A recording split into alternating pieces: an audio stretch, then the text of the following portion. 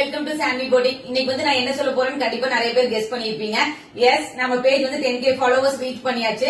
இது எல்லாமே பாத்தீங்கன்னா உங்களால லவ் அண்ட் சப்போர்ட்னால மட்டும்தான். என்னடா 10k ஃபாலோவர்ஸ் தானே அப்படின்னு நீங்க யாரும் நினைக்க வேணாம். இந்த 10k ரீச் பண்ணதே நாங்க வந்து இன்னும் 1 மில்லியன் ரீச் பண்ண மாதிரி நானும் என் சிஸ்டர் ரொம்பவே ஹாப்பியா இருக்கோம். ஏன்னா வந்து நம்மள மாதிரி ஸ்மால் பிசினஸ் பண்றவங்க எல்லாருக்குமே கண்டிப்பா தெரியும். ஸ்டார்டிங்ல இருந்து இதை வந்து எவ்வளவு ப்ராப்பரா நம்ம கொண்டு வந்து இந்த இடத்துக்கு நம்ம ரீச் ஆயிருக்கோம் அப்படிங்கறது வந்து கண்டிப்பா நிறைய பேருக்கு புரியும்.